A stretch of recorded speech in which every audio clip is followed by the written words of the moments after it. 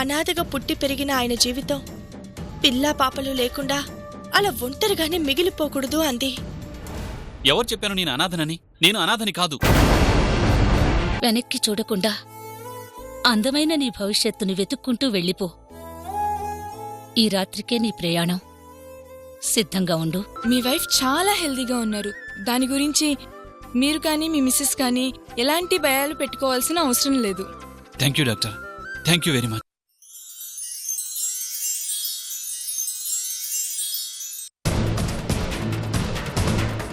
మీ ఆవిడ త్వరగా కోలుకోవాలంటే 6 నెలల పాటు మీరు సంసార జీవితానికి దూరంగా ఉండాలి.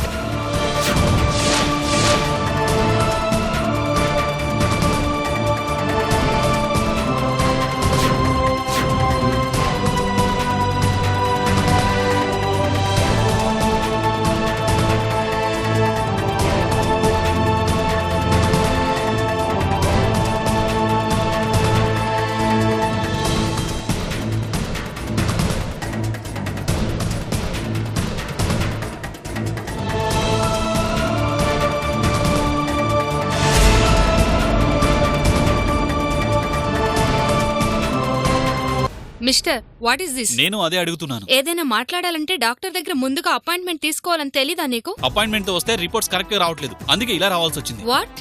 మా దగ్గర రిపోర్ట్ సరిగ్గా రాకపోవడం ఏంటి? కరెక్ట్ గా వచ్చుంటే సెకండ్ ఒపీనియన్ కి వెళ్లాల్సిన అవసరం ఉండేదే కాదు. ఈ రిపోర్ట్స్ చూసి మీరు చెప్పిన మాటలు విని నా భార్య ఎంతగా కృంగిపోయిందో తెలుసా మీకు? చివరికి మేమిద్దరం విడిపోయే పరిస్థితి వచ్చింది. అడ్డదారిలో డాక్టర్స్ అయి ఎందుకు మాలాంటి వాళ్ళ జీవితాలతో ఆడుకుంటారు? Mister, mind your language. నేను మాట్లాడిన మాటలకే మీకింత కోపం వస్తే మీ వల్ల మా జీవితమే మారిపోయింది. నాకెంత కోపం రావాలి? ఈ రిపోర్ట్స్ చూసి మీరు నా వైఫ్ బలహీనంగా ఉంది, శారీరకంగా దూరంగా ఉండాలి అని చెప్పారు. ఇవే రిపోర్ట్స్ చూసిన మరొక డాక్టర్ నా వైఫ్ చాలా హెల్దీగా ఉంది అని చెప్పారు. మరి మీరెందుకు అబద్ధం చెప్పారు? తెలియనప్పుడు తెలీదు అని చెప్పాలి. అంతేకాని మీ ఇష్టానికి మీరు చెప్పేస్తే అవతలి వాళ్ళ జీవితాలు ఏమవుతాయో అని ఆలోచించరా? ఎవరికి తెలియక చెప్పారు? అంత తెలియకుండా హాస్పిటల్ ఎవరు పెట్టుకోలేదు ఇక్కడ. అవును, ఆ డాక్టర్ చెప్పింది నిజమే. మీ ఆవిడికి ఏ ప్రాబ్లం లేదు.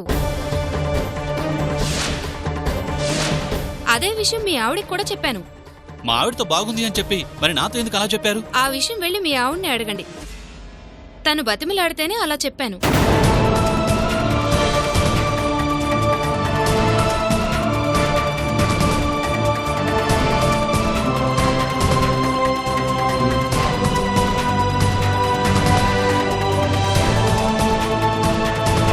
తనేదో బతిమలాడిందని అబద్ధం చెప్పి మీతో మాటలు పడాల్సిన అవసరం నాకేంటి?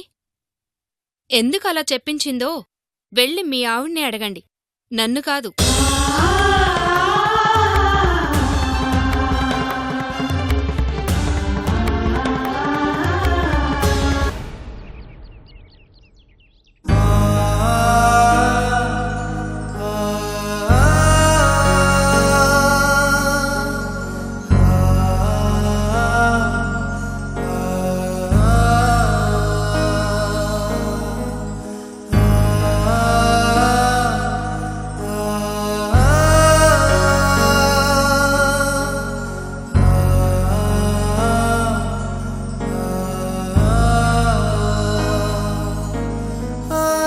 రావద్దని చెప్పాను, అయినా వచ్చావంటే ఏ నా మాట కన్నా సత్య మీద ప్రేమ ఎక్కువైందా?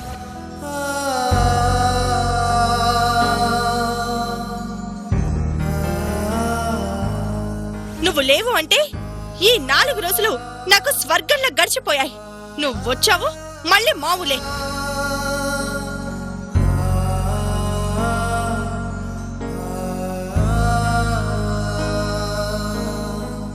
నాకు ఇచ్చిన మాట తప్పవు కదా అని సత్యని బయటకు తీసుకురావడానికి నేను చాలా బాధలు పడ్డాను. ఇచ్చిన మాట ప్రకారం తెచ్చానే కాని తీసుకురాలేను అని కారణాలు చెప్పానా?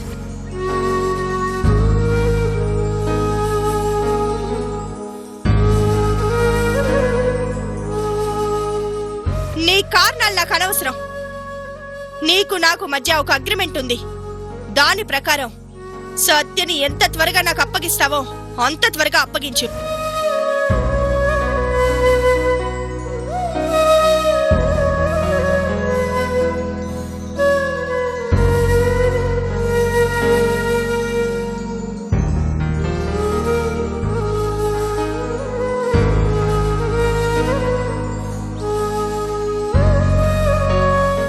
సావిత్రి,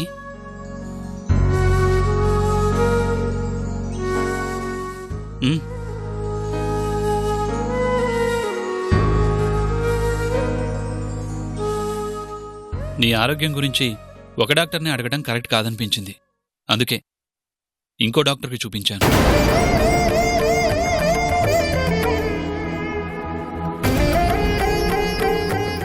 ఆ డాక్టర్ కూడా సేమ్ మొదటి డాక్టర్ చెప్పినట్టే చెప్పింది.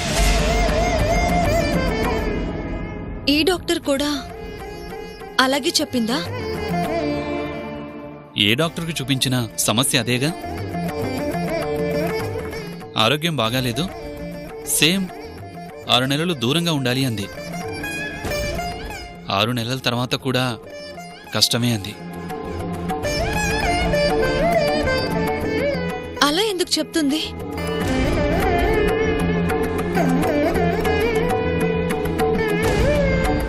నీకు కావాల్సింది కూడా అదేగా. అదే, నీ ఆరోగ్యం బాగోలేదు కాబట్టి, బాగుపడుతుందో లేదో తెలియదు కాబట్టి నేను కూడా నువ్వు చెప్పినట్టే చేద్దాం అనుకుంటున్నాను.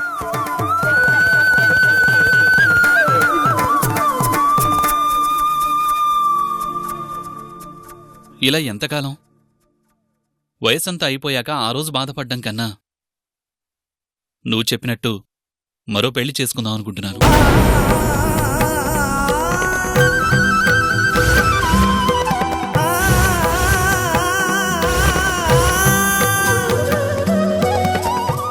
నా గురించి నువ్వే అంత ఆలోచించినప్పుడు నా గురించి నేను ఆలోచించుకోవాలిగా. అందుకే ఈ నిర్ణయం తీసుకున్నాను.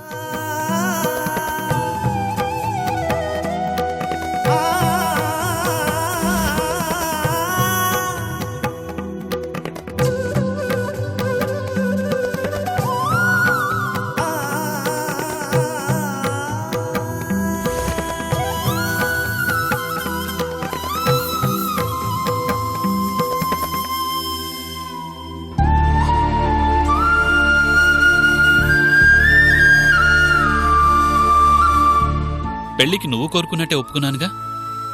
ఎవరిని చేసుకోవాలో కూడా నువ్వే చెప్పు.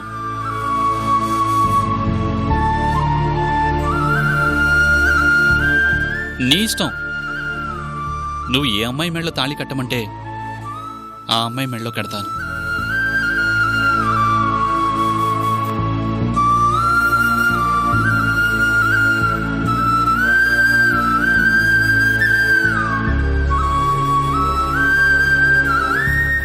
సావిత్రి, మనకి మనం అన్ని నిర్ణయాలు తీసుకుంటే రేపు మీ అమ్మ వాళ్ళకి తెలిస్తే ఇబ్బంది పడాల్సింది నువ్వే.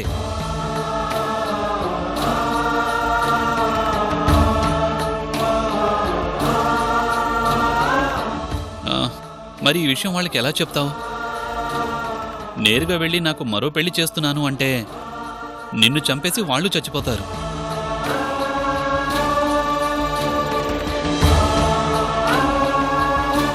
అలాని వాళ్ళకి చెప్పకపోతే బాగుండదు. ఏం చేద్దాం?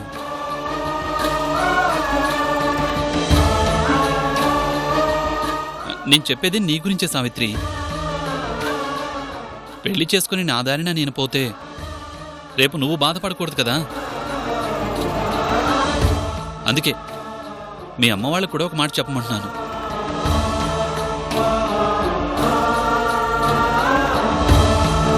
ఒక పని చేద్దాం. నేరుగా చెప్పడం కష్టం కాబట్టి ఒక ఉత్తరం రాసేయి. ఇప్పుడే వస్తాను.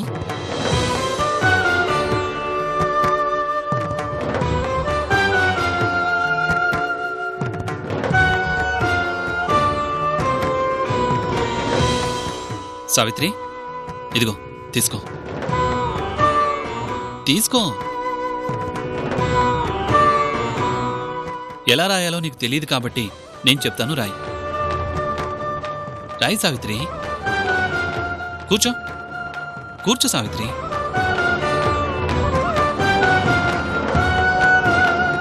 పూజ్యులైన అమ్మకు నాన్నకు సావిత్రి నమస్కరించి వ్రాయినది. రాయి సావిత్రి. నేను క్షేమం, మీరు క్షేమమని తలుస్తున్నాను. ముఖ్యంగా వ్రాయినది ఏమనగా, నా భర్తకి నేను మరో పెళ్లి చేయాలనుకుంటున్నాను. అందుకే నాకు ఆరోగ్యం బాగాలేదని చెప్పి ఏకంగా డాక్టర్తో నేను సంసారానికి పనికిరానని అబద్ధం కూడా చెప్పించాను.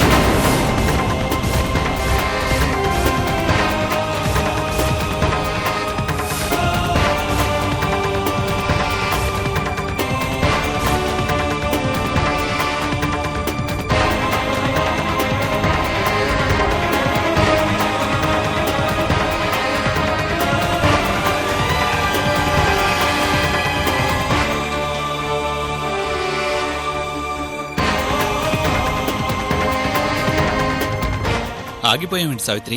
రాయ్.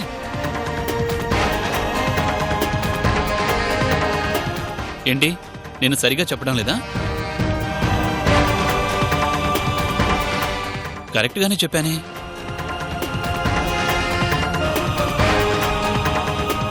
చెప్పడం లేదా? సరే, నువ్వు చెప్పు.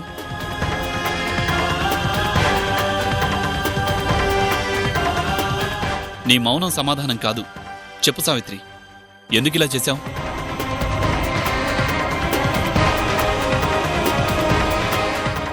నీకు దూరం కావాల్సినంత తప్పు నేనేం చేశాను? ఎందుకు మరో పెళ్లి పేరుతో నన్ను దూరం చేయాలని చూస్తున్నావు?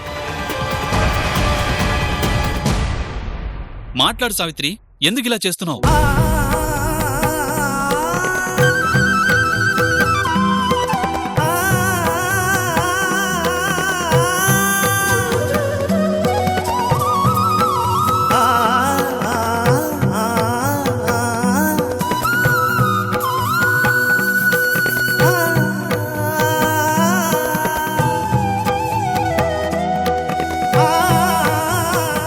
కారణముంది.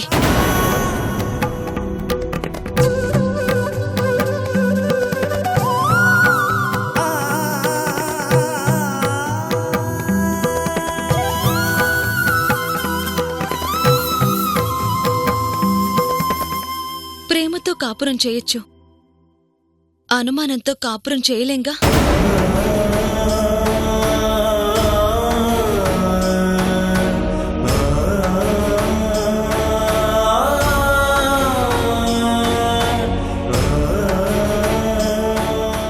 మీ మీద ప్రేమతో మీ గురించి నిద్రాహారాలు మానేసి ఒంటరిగా పోరాడుతుంటే ఆ రోజు నా ప్రేమకి మీరిచ్చిన బహుమతి ఏంటి? చంద్రతో తిరుగుతున్నానని అక్రమ సంబంధం అంటగట్టారుగా.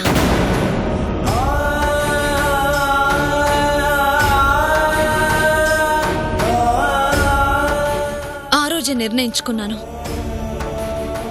మీకు దూరంగా వెళ్ళిపోవాలని.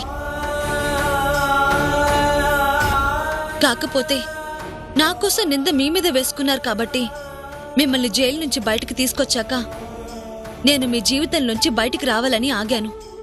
ఆ రోజు నేను అలా మాట్లాడింది నా కోసం నీ జీవితం నాశనం అయిపోకూడదు, నువ్వు సంతోషంగా ఉండాలి అని అలా మాట్లాడాను. భార్య సుఖంగా ఉండాలని ఏ భర్త అక్రమ సంబంధం అంటగట్టరు. అసలు అలాంటి ఆలోచన వచ్చిందంటే మనసులో అనుమానం ఉన్నట్టేగా. లేదు సావిత్రి, నిన్ను నేను అనుమానిస్తానా? అప్పుడున్న పరిస్థితిలో నేను ఎలాగో బయటికి రానని, అలా మాట్లాడితే నా మీద అసహ్యంతో అయినా చంద్రని పెళ్లి చేసుకుని హాయిగా ఉంటావని అలా మాట్లాడాను. అంతేకాని నిన్ను నేను అనుమానించలేంటి సావిత్రి? అడిగాను కాబట్టి ఆ రోజు అన్న మాటలు సమర్థించుకుంటున్నారు. మీ మనసులో నా మీద అనుమానం ఉంది కాబట్టి ఆ రోజులా అన్నారు. ఈ రోజు సమర్థించుకోవాలని చూడకండి. లేదు సావిత్రి, కలలో కూడా నేను నీ గురించి అలా ఆలోచించను. ఆలోచించకపోతే ఆ మాట ఎందుకు వచ్చింది? ఆ మాట అన్నానే కాని అన్న తర్వాత నేను ఎంత బాధపడ్డానో నీకు తెలీదు. అనకూడని మాట అనేసి బాధపడే ప్రయోజనం ఏముంది? మీకది చిన్న మాటగానే అనిపించొచ్చు, నాకది చిన్న మాట కాదు.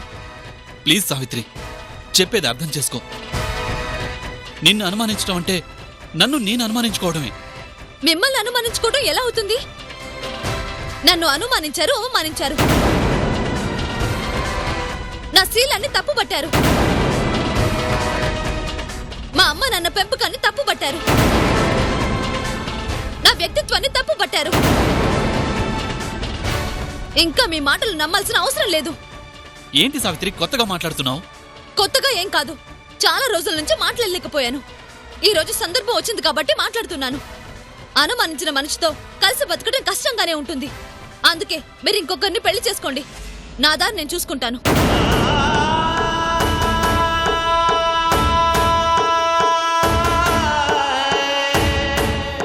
అర్థమైంది సావిత్రి. ఆ రోజు నేనున్న పరిస్థితుల్లో నేనన్న ఒక్క మాటని మనసులో పెట్టుకుని నువ్వేదో మాట్లాడుతున్నావు. ఏదో ఒక రోజు నిజమేంటో నీకే అర్థమవుతుంది. నేనెందుకు అలా అన్నానో నాకు తెలుసు. ఆ మాట కోసం నువ్వు దూరం కావాలి అనుకున్నా నేను దూరం కాలేను. ఈ జన్మకు నా భార్య అంటే నువ్వే. మరో మనిషికి నా జీవితంలో స్థానం ఉండదు.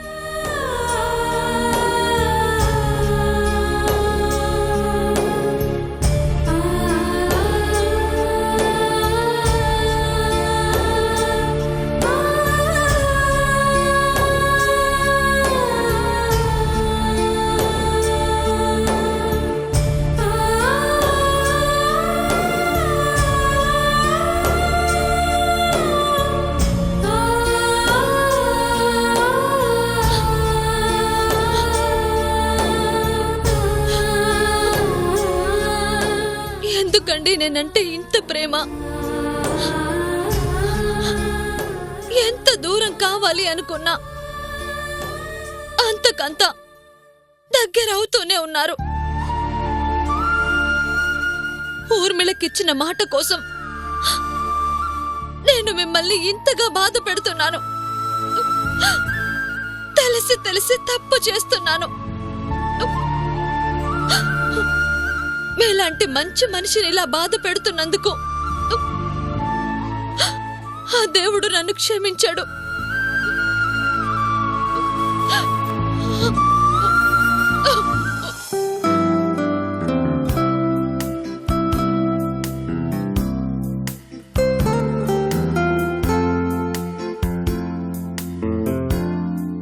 రండి, ఏం కావాలి? సెలవు కావాలి. నేను అర్జెంటుగా కేరళ వెళ్తున్నాను. వారం రోజులు రావడం కుదరదు. అంత అర్జెంట్ పని ఏమొచ్చింది? పనుంది. బాయ్. కేరళలో ఎక్కడికి వెళ్ళాలో చెప్పండి, కావాల్సిన ఏర్పాట్లు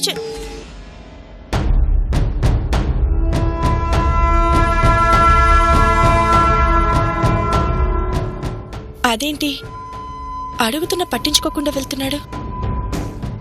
అయినా సడన్ గా ఈ కేరళ ప్రోగ్రాం ఏంటి? దేని గురించి వెళ్తున్నాడు? వెళ్తున్నారా?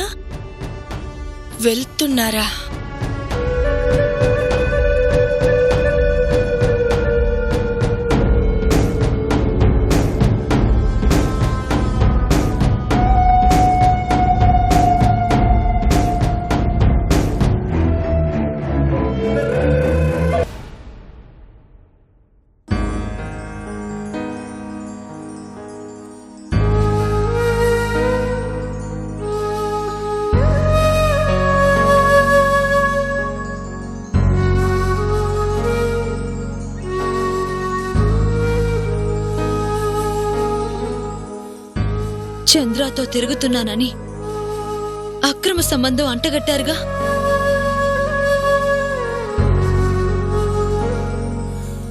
మీ మనసులో నా మీద అనుమానం ఉంది కాబట్టి ఆ రోజులా అన్నారు. ఈ రోజు సమర్థించుకోవాలని చూడకండి.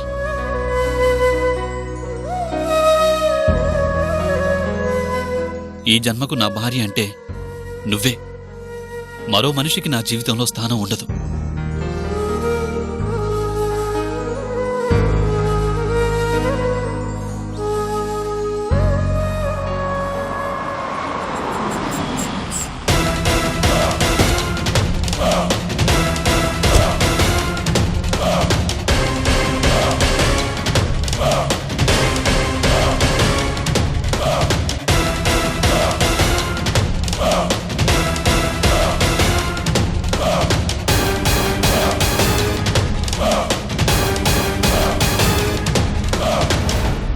అమ్మయ్యా, ఇంట్లోనే ఉంది.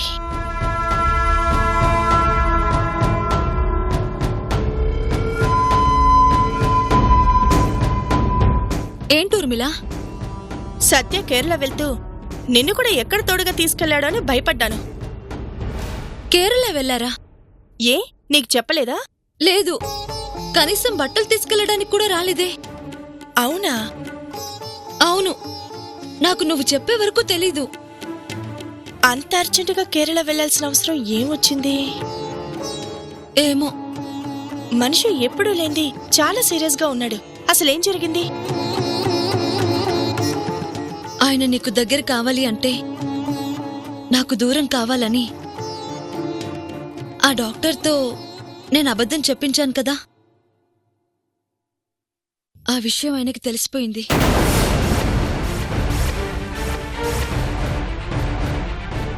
ఎందుకిలా చేశావంటే ఏం చెప్పాలో అర్థం కాలేదు. మరేం చేసా? ఎలా మేనేజ్ చేసా?